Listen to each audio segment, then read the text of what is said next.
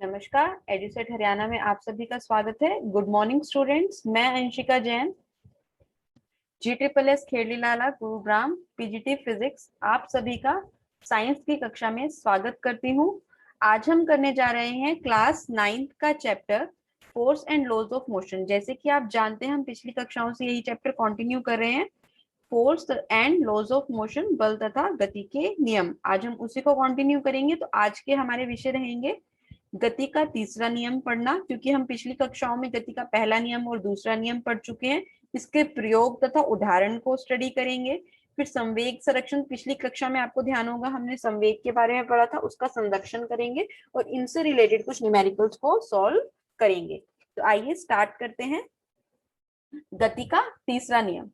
तो पिछले दो नियमों से हमने ज्ञात किया था कि जब भी किसी वस्तु पर प्रयुक्त बल लगाया जाता है तो वो किसमें आ जाता है, गति की अवस्था में परिवर्तन करता है। यानी कि अगर कोई वस्तु रुकी हुई होती है तो उसे वो मोशन में ला देता है, और अगर मोशन में होती है तो उसे रोक देता है या फिर वेग में परिवर्तन उसके कर देता है। और दूसरे नियम से हमने बल को मापने की विधि भी प्राप्त की थी, जिसमें हमने प्राप्त किया था जो F है वो हमारा किसके बराबर होता है, ma के बराबर होता है। अब गति का नियम हमें क्या बताता है कि जब ये बल लगाया जाता है तो ये किस तरह से क्रिया या प्रक्रिया पैदा करता है। तो गति का तीसरा नियम, गति के तीसरे नियम के अनुसार एक वस्तु दूसरी वस्तु पर जब बल लगाती है तब दूसरी वस्तु द्वारा भी पहली वस्तु पर तात्क्षणिक बल लगाया जाता है। यानी कि जितना बल पहली वस्तु दूसरी वस्तु पर लगाएगी उतना ही बल दूसरी वस्तु जो है वो पहली वस्तु पर लगाएगी। ये दोनों बल के परिमाण जो है वो हमेशा समान लेकिन दिशा में विपरीत होते हैं। यह हम अपने रियल लाइफ में भी देखते हैं। जैसे अगर पानी की भरी हुई बाल्टी होती है हमारे पास, अगर हम उसके अंदर मग्गा डालते हैं तो जो जितनी तेजी से आप मग्गा डालेंगे, जितने बल से आप मग्गा डालेंगे, उतनी तेजी से ही पानी जो है वो छलक कर ऊपर की तरफ आता है। तो ये क्या है, गति का तीसरे नियम से हमें पता चलता है। तो इस फिगर में भी हम देख सकते हैं गति के पहले नियम से हमें क्या पता चला कि अगर कोई बॉडी रेस्ट पर है या मोशन में है तो हम बल लगाकर उसको परिवर्तित कर सकते हैं। दूसरे नियम द्वारा हमने उस पर लगे हुए बल का परिमाण देखा था, जो F जो है वो हमारा किसके बराबर था, ma के बराबर था। और तीसरा नियम क्या बता रहा है कि जब एक वस्तु दूसरी वस्तु पर बल लगाती है तो दूसरी वस्तु भी उतना ही बल विपरीत दिशा में लगाती है। तो इससे हमें क्या ज्ञात होता है कि यह बल अगर क्रिया लग रही है, मतलब कि एक वस्तु जो है दूसरी वस्तु पर बल लगा रही है तो दूसरी वस्तु भी पहली वस्तु पर बल लगा रही है। इसका मतलब क्या, ये हमेशा दो है, तो ये हमेशा किसमें है, युगल रूप में होते हैं। ये बल एक वस्तु पर कार्य नहीं करते। जब देखो एक वस्तु ने दूसरी वस्तु पर बल लगाया और दूसरी वस्तु ने पहली वस्तु पर बल लगाया, तो इससे हमें क्या पता चलता है कि ये जो बल है ये दो अलग अलग वस्तुओं पर कार्य कर रहे हैं, ना कि एक वस्तु पर कार्य कर रहे हैं। तो इन बल को, इस प्रक्रिया को हम क्या कहते हैं, इन बल को क्या कहा जाता है, क्रिया तथा प्रतिक्रिया बल कहा जाता है। जैसे उदाहरण के लिए हम देख सकते हैं फुटबॉल का खेल जब हम खेलते हैं तो जब हम गेंद को तेजी से किक मारने के लिए जाते हैं, कोई भी पर्सन जब तेजी से किक मारने के लिए जाता है तो इस क्रम के दौरान वो क्या होता है, दूसरे खिलाड़ी से भी टकरा जाता है। टकरा जाने पर क्या होता है, जब दोनों खिलाड़ी एक दूसरे पर बल लगाते हैं तो दोनों बराबर बल लगाते हैं और दोनों कई बार गिर भी जाते हैं और चोट भी उन्हें लग सकती है। तो इससे हमें क्या पता चलता है, एकल बल का कोई अस्तित्व नहीं होता। मतलब कि अगर कोई वस्तु जो है दूसरी वस्तु, एक वस्तु दूसरी वस्तु पर जब क्रिया बल लगा रही है तो दूसरी वस्तु भी पहली वस्तु पर एक प्रतिक्रिया बल लगाएगी। तो इससे हमें क्या पता चलता है, क्रिया और प्रतिक्रिया बल की परिभाषा पता चलती है कि एक वस्तु दूसरी वस्तु पर क्रिया बल लगाती है और दूसरी वस्तु पहली वस्तु पर प्रतिक्रिया बल। मतलब कि जब कोई क्रिया करी जाएगी तो उसकी प्रतिक्रिया भी हमें मिलेगी। इसका एक और उदाहरण है, आइए देखिए। जैसे इस फिगर में दर्शाया गया है, हमारे पास क्या है, दो स्प्रिंग बैलेंस है। एक को हमने क्या कर दिया है, दीवार से जोड़ दिया है, जिसे कनेक्ट कर दिया है, और दूसरे को हमने क्या किया, अपने हाथ से हम उसे फोर्स लगाकर खींच रहे हैं। तो हमने क्या देखा, माना कि दो स्प्रिंग तुलाएं हैं हमारे, जो एक दूसरे से क्या है, जुड़ी हुई हैं, यहाँ से एक दूसरे से जुड़ी हुई हैं, जैसा कि चित्र में दर्शाया गया है। तुला बी का स्थिर सिरा दीवार से जुड़ा है, जो तुला बी है उसका सिरा जो है वो किससे जुड़ा है, दीवार से जुड़ा है। जब तुला एक के मुक्त सिरे पर बल लगाया जाता है, जब इसे खींचा जाता है तो हम क्या देखते हैं कि अगर ये बल 1 2 3 4 पर बल दिखा रहा है तो ये वाला भी कितना दिखाएगा, 1 2 3 4 पे बल दिखाएगा। अब देखो, अगर इस पर बल इस डायरेक्शन में लग रहा है तो इस पर बल जो है वो कौन सी डायरेक्शन में लगेगा, अपोजिट डायरेक्शन में लगेगा। यही हमने पढ़ा था कि क्रिया और प्रतिक्रिया बल समान तो होते हैं लेकिन उनकी डायरेक्शन जो है वो विपरीत होती है। अगर क्रिया बल इस डायरेक्शन में लग रहा है तो प्रतिक्रिया बल जो है वो अपोजिट डायरेक्शन में लगेगा। तो हम ये कह सकते हैं इनमें से किसी भी एक को क्रिया बल कह सकते हैं और दूसरे को प्रतिक्रिया बल कह सकते हैं। और मोस्टली केसेस में हम क्या कहते हैं, जो हम लगाते हैं उसे क्रिया कहते हैं और उसके रिगार्डिंग जो हमें रिजल्ट मिलता है उसे हम प्रतिक्रिया बल कहते हैं। अतः गति के तृतीय नियम को इस प्रकार भी व्यक्त किया जा सकता है कि किसी भी क्रिया के लिए ठीक उसके समान किंतु विपरीत दिशा में प्रतिक्रिया होती है। यही चीज था कि तीसरे नियम के अनुसार किसी भी वस्तु पर जब बल लगाया जाता है तो वो उतना ही तात्क्षणिक बल जो है वो विपरीत दिशा में लगाती है। तो उसे हम क्रिया और प्रतिक्रिया की डेफिनेशन के टर्म्स में भी इजीली लिख सकते हैं। और उदाहरण देखते हैं, जैसे आप इस फिगर में आपको क्या दिखाई दे रहा है कि एक पर्सन जो है वो चल रहा है। तो चलने का सबसे इजी उदाहरण है जो हम अपने रियल लाइफ में देखते हैं, वो गति के तीसरे नियम के कारण ही हम कर पाते हैं। तो आइए देखते हैं। मानो कि पहले आप किस में है, विश्राम की अवस्था में है और सड़क पर चलना प्रारंभ करते हैं। द्वितीय नियम के अनुसार हमने पढ़ा था कि जब भी हमें चलना है तो हमें क्या करना पड़ेगा, हमें एक बल की आवश्यकता होगी जो हमारे शरीर में क्या करेगा, त्वरण उत्पन्न करेगा। तो अब ये बल क्या है, ये कौन सा बल है, क्या ये पेशीय बल है जो हम सड़क पर लगाते हैं, क्या ये बल हम उसी दिशा में लगाते हैं। अगर मुझे इस दिशा में आगे की तरफ जाना है तो क्या मैं बल भी इसी दिशा में लगा रही हूँ, नहीं। हम कौन सी दिशा में बल लगा रहे हैं, अपोजिट डायरेक्शन में। Very good. तो हम क्या करते हैं, जब भी हमें चलना है तो हम क्या करते हैं, सड़क को पीछे की ओर धकेलते हैं। जब हम सड़क को पीछे की ओर धकेलते हैं तो सड़क हमें क्या करेगी, उतना ही हमने सड़क को पीछे की ओर धकेला, जैसे ही हम सड़क को पीछे की ओर धकेलेंगे तो सड़क भी हम पर क्या करेगी, उतना ही विपरीत बल लगाएगी, तो जिसके कारण हम आगे की ओर बढ़ेंगे। तो हम क्या करते हैं, जब भी हम सड़क को पीछे की ओर धकेलते हैं अपने पैरों से तो सड़क भी हमारे पैरों पर क्या करती है, उतना ही बल विपरीत दिशा में लगाती है, जिसके प्रभाव से हम आगे बढ़ते हैं। तो ये क्या हो गया हमारा गति के तीसरे नियम का ये भी एक उदाहरण हो गया। क्या क्रिया और प्रतिक्रिया बल, अभी हमने पढ़ा कि ये युगल रूप में होते हैं और जितना हम क्रिया लगाते हैं उतना ही हम प्रतिक्रिया लगाते हैं। तो क्या दो वस्तुओं में ये एक समान त्वरण उत्पन्न कर सकता है या नहीं कर सकता। जैसा कि इसमें लिखा हुआ है, इसमें हमने लिखा है कि उत्पन्न नहीं कर सकता। तो क्या कोई मुझे बता सकता है कि ऐसा जो सेम त्वरण है, सेम एक्सेलरेशन क्यों उत्पन्न नहीं कर सकता। आपको ध्यान होगा हमने फर्स्ट लॉ ऑफ मोशन में पढ़ा था जड़त्व, कि जिस वस्तु का द्रव्यमान ज्यादा होता है उसके लिए हमें ज्यादा बल लगाना पड़ता है ना। तो जिसके वस्तु के अंदर ज्यादा द्रव्यमान होगा उसके अंदर त्वरण भी अलग तरीके से पैदा होगा। तो हमारा क्या है, बल तो सेम डायरेक्शन में लग रहा है, मतलब कि सेम मान का लग रहा है, लेकिन जब द्रव्यमान अलग अलग है तो उसके कारण जो हमारा त्वरण की वैल्यू है वो अलग अलग हो जाती है। क्योंकि हमने क्या पढ़ा था, एफ जो है वो किसके बराबर होता है, किसके बराबर होता है, सोचो सोचो, एम इंटू में, जल्दी जल्दी, yes very good, m into में ए।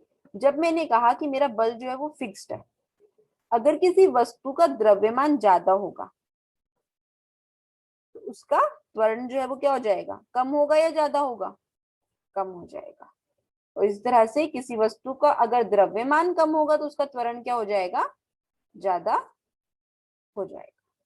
इसलिए हम कह सकते हैं कि क्रिया और प्रतिक्रिया का बल का मान सेम होने पर भी, समान होने पर भी वो एक समान परिमाण पर त्वरण में पैदा नहीं कर सकता, क्योंकि हर वस्तु का द्रव्यमान अलग अलग होता है। तो जिस वस्तु का द्रव्यमान ज्यादा होगा, जिस वस्तु का द्रव्यमान ज्यादा होगा उसका त्वरण कम होगा, और जिस वस्तु का त्वरण कम होगा उसका द्रव्यमान कम होगा, उसका त्वरण जो है वो ज्यादा होगा।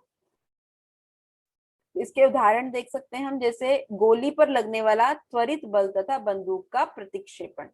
देखो जैसे इसमें क्या दिखाया गया है, बंदूक दिखाई गई है। बंदूक पर क्या होता है, जब बंदूक से गोली निकलेगी, तो जब गोली निकलेगी हमने बल लगाया, गोली निकली, गोली का जो द्रव्यमान होता है वो बहुत कम होता है, बंदूक का द्रव्यमान जो होता है वो बहुत ज्यादा होता है।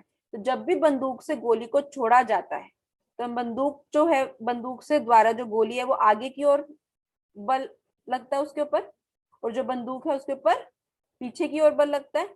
अब गोली पर और बंदूक पर समान दिशा में बल लगेगा, क्योंकि हमारा गति का तृतीय नियम तो यही कहता है कि जितना बल गोली पर लगेगा उतना ही बल किस पर लगेगा, बंदूक पर लगेगा। लेकिन क्या होगा, बंदूक पीछे की ओर तो जाएगी, लेकिन जिस स्पीड से, जिस वेग से आगे की ओर गोली जाएगी, उस स्पीड से तो बंदूक पीछे नहीं जाएगी। क्यों? क्योंकि बंदूक का भार जो है वो ज्यादा है और गोली का द्रव्यमान जो है वो बहुत कम होता है।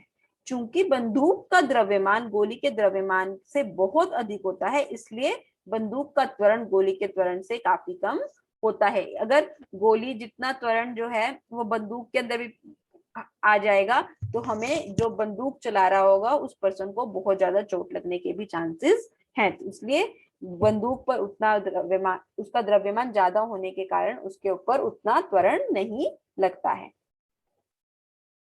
एक और उदाहरण देखते हैं। हमारे पास क्या है, नाविक के आगे की ओर कूदने की स्थिति में नाव जो है वो पीछे की ओर गति करती है। इसमें क्या होता है, जब एक नाविक आगे की ओर कूदने की स्थिति में जब गति के तीसरे नियम को प्रदर्शित करता है, जब वो आगे की ओर बल लगाता है, तो जो प्रतिक्षेपित बल है वो क्या करता है, नाव को पीछे की ओर धक्का देता है। ये किसका नियम हो गया, उदाहरण हो गया, हमारा गति के तीसरे नियम का उदाहरण हो गया। तो अगर इंसान का वजन ज्यादा होगा और इंसान का वजन कम है और बोट का वजन ज्यादा है, तो इंसान जो बल लगाएगा उसकी वजह से उसका त्वरण ज्यादा होगा और बोट जो है वो भारी होने के कारण कम पीछे की तरफ त्वरित होगी। आइए संवेग के संरक्षण का नियम करते हैं। बहुत इंपॉर्टेंट नियम है, पेपर में बहुत बार पूछा जाता है, इसकी डेरिवेशन भी बहुत इंपॉर्टेंट है और बहुत इजी भी है।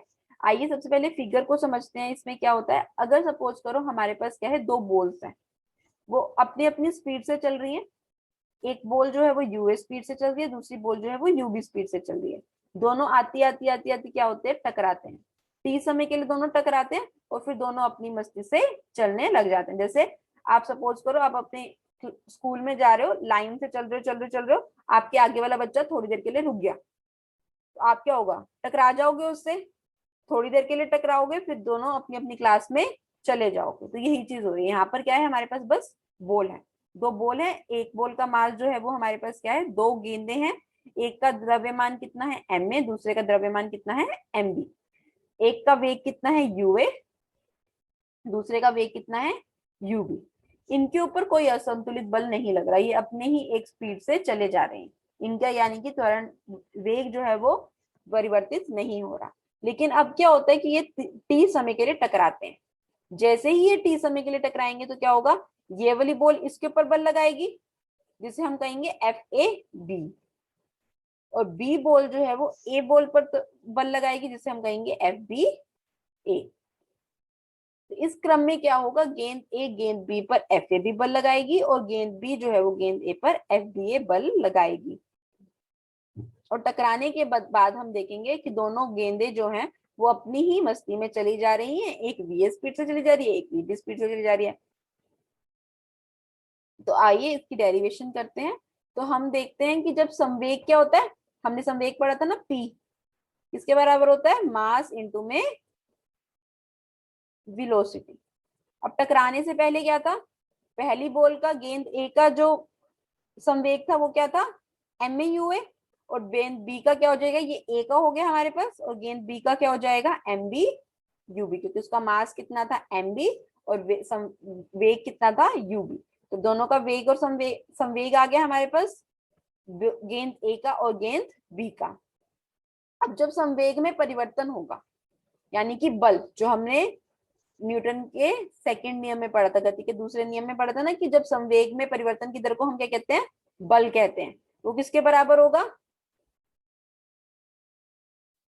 पहली गेंद के लिए क्या होगा, एम ए, देखो टकराने के बाद क्या हो जाएगा, एम ए वी ए पहली गेंद के लिए, और एम बी बी वी। तो अब मुझे संवेग में परिवर्तन निकालना है पहली गेंद का, तो पहली गेंद के लिए क्या होगा, m A we A minus M A you A upon में टी, क्योंकि हम किसकी बात कर रहे हैं, दर की बात कर रहे हैं। तो हमारे पास क्या आ जाएगा, M A we A minus m में यूए अपॉन में टी। और जैसे ही इसमें से मैं एम ए कॉमन लूंगी तो मेरे पास क्या बच जाएगा, we A minus U A upon में टी। इसी तरह से दूसरी गेंद का कितना आ जाएगा, दूसरी गेंद के लिए क्या हो जाएगा, M B we B minus M B you B. इन दोनों में से भी मैं एम बी कॉमन ले लूंगी तो मेरे पास क्या बच जाएगा, v B minus you B upon में टी। अब मुझे गति का तीसरा नियम क्या कहता है, गति के तीसरे नियम के अनुसार जो गेंद ए पर बल लगेगा एफ ए बी वो किसके बराबर होगा, दूसरी गेंद पर लगाए गए बल के बराबर तथा विपरीत होगा। तो मेरे पास क्या आ जाएगा, F A B is equal to minus F B A. तो मैं इन दोनों की वैल्यू पुट कर दूंगी तो मेरे पास क्या हो जाएगा, M A we A minus U A upon में T is equal to minus M B we B minus you B upon में टी। इन दोनों को सॉल्व करते हैं तो हमारे पास क्या हो जाएगा, M A we A minus M A you A. अब देखो टी से टी तो कट जाएगा दोनों साइड में, is equal to m B we B minus M A sorry m B you B. अब हम क्या करेंगे, जो u वाले हैं वो उन्हें एक तरफ कर देंगे और जो v वाले हैं वो उन्हें एक तरफ कर देंगे। तो अब देखो यहाँ पे क्या है, ये माइनस में है और यहाँ पर हमारे पास क्या था, एक माइनस का साइन भी था। तो जब इस माइनस से मल्टीप्लाई करेंगे तो क्या होगा, यहाँ पर माइनस हो जाएगा और ये प्लस में हो जाएगा। अब जब मैं इसको इधर लेके आऊंगी, जो माइनस में है वो इधर आके प्लस में हो जाएगा और जो इधर माइनस में है वो उधर जाके क्या हो जाएगा, प्लस में हो जाएगा। तो मेरे पास क्या हो जाएगा, M A you A plus m B you B plus m A we A plus m B we B. क्योंकि मैंने क्या किया, u वालों को दोनों को एक तरफ कर दिया और v वालों को दोनों को एक तरफ कर दिया। एक बारी और देखते हैं इसमें हमने क्या किया, गति के तीसरे नियम के अनुसार हमने क्या कहा, जो गेंद a थी वो जो बल लगा रही है गेंद b पर वो क्या होगा, बराबर एवं विपरीत होगा। तो हमने क्या लिख दिया, F A B is equal to minus of F B A. फिर हमने क्या किया, वैल्यू पुट करी और हमने जब उसे सॉल्व करा तो हमने क्या देखा कि पहले का जो संवेग था, टकराने से पहले का संवेग क्या था गेंद ए और बी का, टकराने से पहले संवेग था m A you A plus m B you B. टकराने के बाद कितना हो गया, m A we A plus m B we B. तो हमने क्या देखा, ये दोनों संवेग जो है वो क्या होते हैं, बराबर होते हैं। तो हमने यही देखा। आइए आगे करते हैं। तो इससे हमें क्या पता चलता है कि जब गेंदों पर कोई बाहरी कार्य नहीं कर रहा होता, बाहरी बल कार्य नहीं कर रहा होता, तो इनका संवेग जो है वो क्या रहता है, संरक्षित रहता है। ये संवेग जो है वो बदलता नहीं है, चाहे उनका संवेग जो है वो कितना मर्जी हो। लेकिन जो दोनों का टकराने से पहले था और जो दोनों से टकराने के बाद था वो सेम रहेगा। तो इससे हमें क्या पता चलता है, गति संरक्षण नियम के बारे में पता चलता है। इससे हमें क्या पता चलता है, दो वस्तुओं के संवेग का योग टकराने के पहले और टकराने के बाद क्या रहता है, बराबर रहता है, जबकि उन पर कोई असंतुलित बल कार्य ना कर रहा हो। इसे क्या कहते हैं, हम संवेग संरक्षण का नियम भी कहते हैं। इसे इस प्रकार भी व्यक्त कर सकते हैं कि दो वस्तुओं का कुल संवेग टकराने की प्रक्रिया में अपरिवर्तनीय या संरक्षित रहता है। मतलब कि जब दो वस्तुएं टकराती हैं तो उनका जो संवेग है वो क्या रहता है, टकराने की प्रक्रिया में, मतलब कि टकराने से पहले और टकराने के बाद वो क्या रहता है, संरक्षित रहता है या फिर अपरिवर्तनीय रहता है। आइए इससे रिलेटेड कुछ उदाहरण करते हैं। तो जैसे आप इस फिगर में देख सकते हैं, हमें क्या दिया हुआ है, 2 किलो की एक पिस्टल दी गई है जिससे क्या होता है, 20 ग्राम की एक गोली बाहर निकलती है। उसकी गति कितनी है, 150 मीटर प्रति सेकंड है। उसे छोड़ा जाता है। हमें क्या बताना है, पिस्टल के पीछे हटने के वेग का परिकलन करना है। हमें क्वेश्चन में क्या गिवन है, देखिए हमें क्वेश्चन में बंदूक का द्रव्यमान गिवन है, गोली का द्रव्यमान गिवन है, उसका वेग गिवन है और एक चीज और गिवन है, जब गोली को छोड़ा जाता है। इसका मतलब क्या है, उससे पहले बंदूक और गोली कहाँ थी, विश्राम अवस्था में थी, वो तो चल नहीं रही थी। जब छोड़ा जाएगा तभी तो वो गति अवस्था में आएगी। तो इसका मतलब क्या है कि पहले उनका जो वेग था वो कितना था, 0 था। तो हम ये कह सकते हैं गोली का द्रव्यमान हमें क्या गिवन है, m1 इज इक्वल टू 20 ग्राम। ग्राम को जब हम केजी में करते हैं, जब छोटी यूनिट से बड़ी यूनिट में जाते हैं, तो हम क्या करते हैं, 1000 से भाग देते हैं। तो जब हम 1000 से भाग देंगे तो हमारे पास, जब हम 20 ग्राम को 1000 से भाग देंगे तो हमारे पास क्या हो जाएगा, 20 बटा में 1000, 20 डिवाइडेड बाय 1000। 0 से 0 कट हो जाएगी, तो हमारे पास क्या बच जाएगा, 2 डिवाइडेड बाय 100। तो हमारे पास क्या हो जाएगा, 0.02 केजी। फिर हमें क्या दिया हुआ है, पिस्टल का द्रव्यमान दिया हुआ है, जो हमने लिया m2 is equal to 2 KG. अगर हम ये लेके चले, गोली का जो वेग है वो कितना है, u1, और u2 जो पिस्टल का प्रारंभिक वेग है वो भी क्या है, u2। अब u1 और u2 दोनों क्या है, शून्य, यानी कि 0 है। इससे हमें क्या पता चलता है, u1 माइनस u2 हमारा किसके बराबर है, 0 के बराबर है, क्योंकि u1 भी 0 है और u2 भी 0 है। तो हमें क्या पता चला, u1 minus u2 is equal to 0। गोली का अंतिम वेग हमें गिवन है क्वेश्चन में, v1 जो है वो किसके बराबर है, 150 मीटर प्रति सेकंड के बराबर है। हमने क्या लिया है, गोली की दिशा बाएं से दाएं जाने के अनुसार क्या ली गई है, धनात्मक, यानी कि प्लस ली गई है। इसलिए हमने यहाँ पर क्या लगाया है, प्लस का साइन लगाया है। अब मानकर चलते हैं जो हमें वेलोसिटी निकालनी है, जो गोली का प्रतिक्षेपण निकालना है, बंदूक का प्रतिक्षेपण निकालना है, वो वेग कितना है, v है। तो आइए v का मापन करते हैं। तो हमें क्या पता है कि गोली के छूटने से पहले और पिस्टल का कुल संवेग कितना हो जाएगा, m1 u1 plus m2 ut। अब हमें पता है m1 कितना है हमारा गोली का, 0.02, u1 कितना है 0, m2 कितना है हमारा 2, और u2 कितना है 0। तो हमारे पास क्या हो जाएगा, 2 इंटू में 0 प्लस 0.02 इंटू में 0, दोनों में से 0 कॉमन ले सकते हैं। तो हमारे पास क्या हो जाएगा, 2 प्लस 0.02। और किसी भी नंबर को जब मैं 0 से मल्टीप्लाई करती हूँ तो मेरा पास आंसर क्या आता है, 0।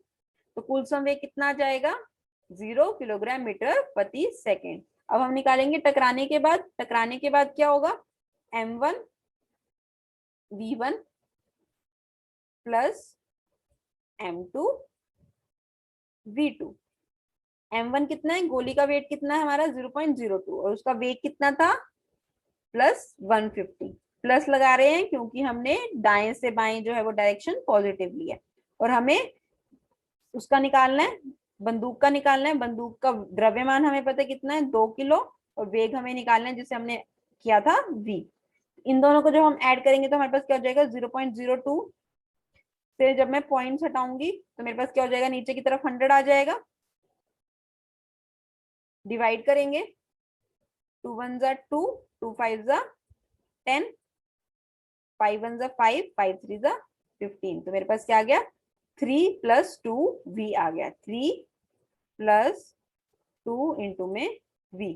अब गति का तीसरा नियम क्या कहता है कि संवेग संरक्षण के नियम या फिर गति के तीसरे नियम के अनुसार हम क्या कह सकते हैं, पहले का संवेग और बाद में का संवेग जो है वो बराबर होंगे। इसका मतलब क्या है, 0 जो है वो किसके बराबर होगा, 3 प्लस 2v के बराबर होगा। 3 प्लस 2v जो है वो 0 के बराबर आ गया।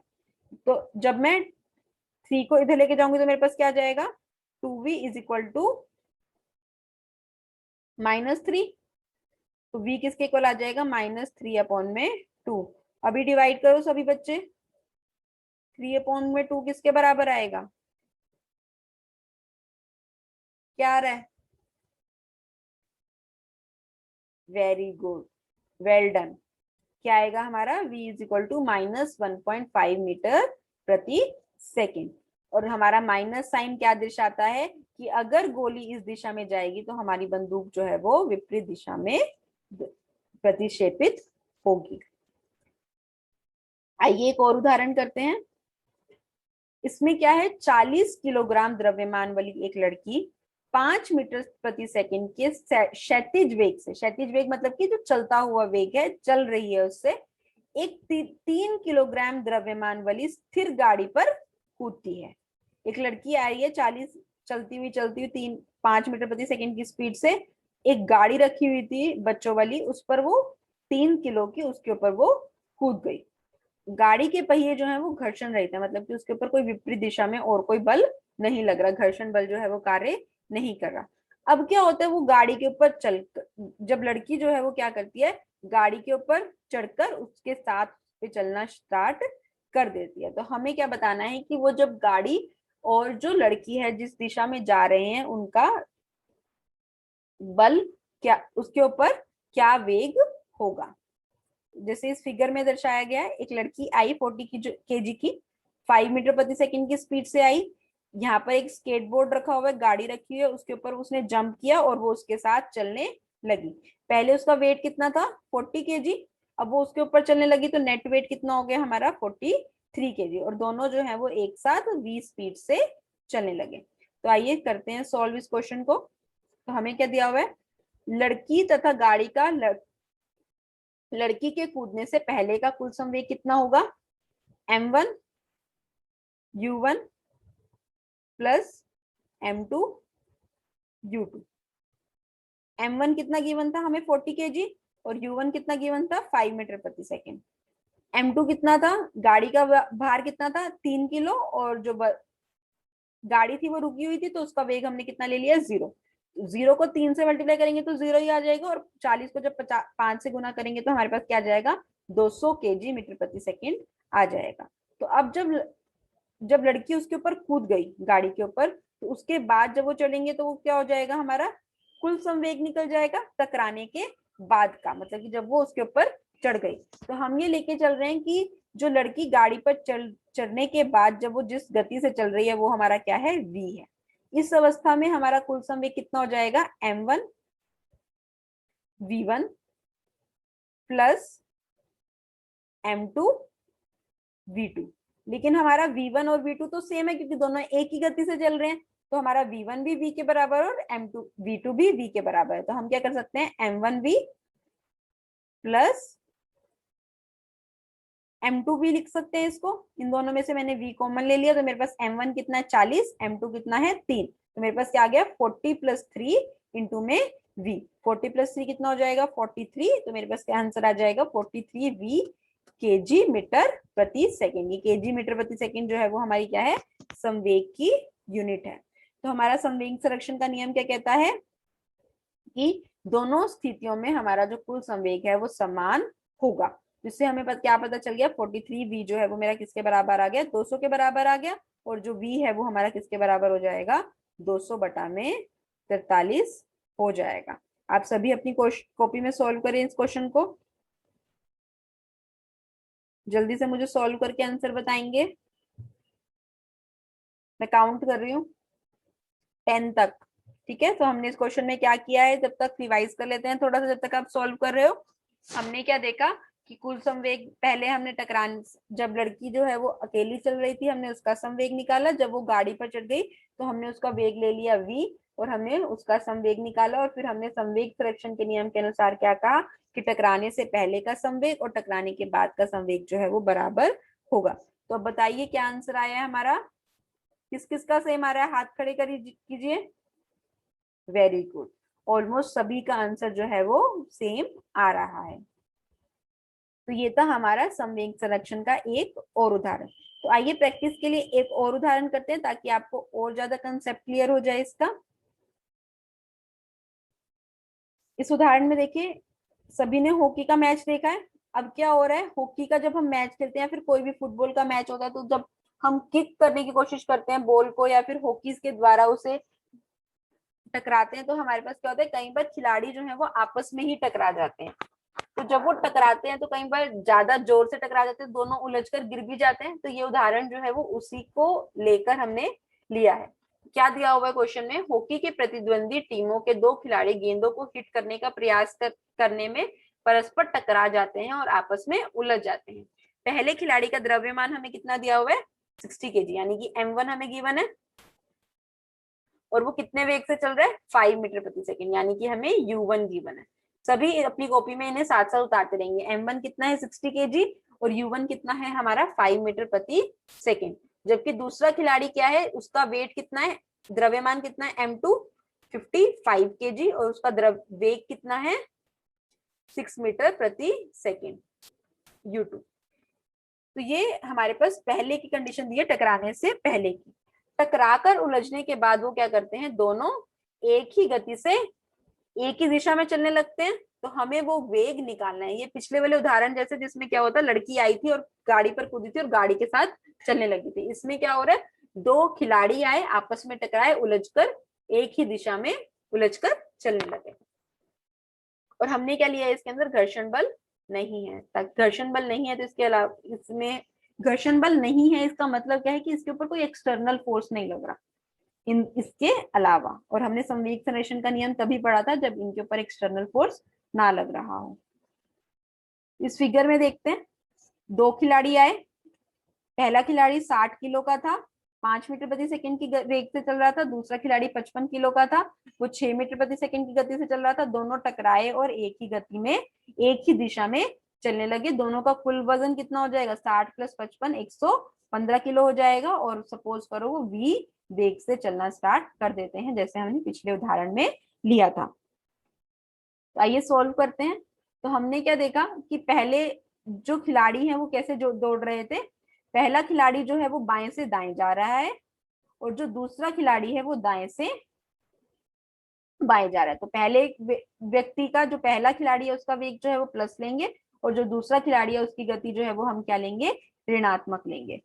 जैसे कि हम पहले देख रहे हैं कि हमने m को किससे दर्शाया है, द्रव्यमान के लिए, और u को हम दर्शा रहे हैं वेग के लिए। और 1 और 2 जो है वो क्या किसके लिए हो जाएंगी, प्रथम और द्वितीय के लिए हो जाएगी। तो हमारे पास क्या हो जाएगा, m1 जो है वो 60 kg हो जाएगा, u1 जो है वो +5 हो जाएगा क्योंकि वो इस दिशा में जा रहा है। m2 जो है वो 55 kg हो जाएगा, u2 जो है वो -6 हो जाएगा क्योंकि दूसरा खिलाड़ी जो है वो विपरीत दिशा में जा रहा है। तो कुल संवेग निकालेंगे पहले टकराने से पहले का।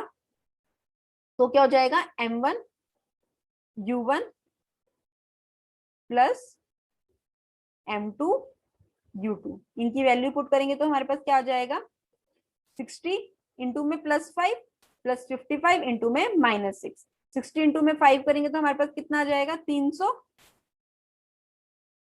और 55 इंटू में -6 करेंगे तो हमारे पास कितना आ जाएगा, 330। तो 330 - 300 कितना हो जाएगा, 30। और माइनस साइन किस पर है, बड़े वाले पर है। तो हमारे पास यहाँ पर कितना आ जाएगा, -30 किलोग्राम मीटर प्रति सेकेंड। तो टकराने के बाद का देखते हैं। टकराने के बाद हमने कहा है कि उलझने पर उनका वेग कितना हो जाता है, v हो जाता है। टकराने के पश्चात उनका कुल संवेग कितना हो जाएगा, m1 + m2 इंटू में v, क्योंकि क्या हो जाएगा, m1 वेग कितना है v और दूसरे व्यक्ति का भी m2 इंटू में v। और मैं v दोनों में से कॉमन ले लूंगी तो मेरे पास क्या बच जाएगा, m1 + m2 इंटू में v। जब वैल्यू पुट करेंगे तो हमारे पास क्या हो जाएगा, 60 + 55 इंटू में v। 60 + 55 कितना हो जाएगा, 115 इंटू में v। संवेग संरक्षण का नियम क्या कहता है, अब तो बहुत बार पढ़ चुके हो। टकराने से पहले का संवेग और टकराने के बाद का संवेग जो है वो अपरिवर्तित रहता है। टकराने से पहले तथा बाद के संवेग में समानता होती है। उससे समानता से हमें क्या पता चलता है कि -30 जो है वो किसके बराबर हो जाएगा, 115 v के बराबर हो जाएगा। और जब हम वैल्यू पुट करेंगे तो v जो है वो किसके बराबर हो जाएगा, -30 बटा में 115। 5 की टेबल से डिवाइड करते हैं तो हमारे पास क्या हो जाएगा, 5 × 6 = 30, 5 × 2 = 10 और 23। जो हम 6 को 23 से डिवाइड करेंगे तो हमारे पास क्या आंसर आ जाएगा, 0.26 मीटर प्रति सेकंड जो है वो हमारा आंसर आ जाएगा। तो ये हमारे पास v की वैल्यू आ जाएगी। और लेकिन साइन जो है वो देखेंगे हम क्या आ रहा है, माइनस। इसका मतलब क्या है, जो दोनों खिलाड़ी हैं वो कैसे जाएंगे, इस दिशा में टकराने के बाद जाएंगे। ठीक है, तो ये तो हमारे थे गति का तीसरा नियम, संवेग संरक्षण का नियम। गति का तीसरा नियम क्या कहता है कि जब दो वस्तुएं होती हैं, जब पहली वस्तु दूसरी वस्तु पर बल लगाती है, तो हमने क्या देखा, जब पहली वस्तु दूसरी वस्तु पर बल लगाती है तो वो क्या करती है, बराबर होता है। संवेग संरक्षण में नियम में हमने क्या पढ़ा कि जब दो वस्तुएं टकराती हैं तो टकराने से पहले का संवेग और टकराने के बाद का संवेग जो है वो बराबर होता है। फिर हमने उससे रिलेटेड न्यूमेरिकल किए। आपका होमवर्क यही है कि आप इन न्यूमेरिकल्स की प्रैक्टिस करेंगे और जो भी आपकी बुक में अनसोल्व न्यूमेरिकल्स हैं उनको सॉल्व करेंगे, ताकि हम जब रिवाइज करेंगे तो उन अनसोल्व न्यूमेरिकल्स को भी अपने साथ रिवाइज करते हुए चलेंगे। तो आज की क्लास में इतना ही था।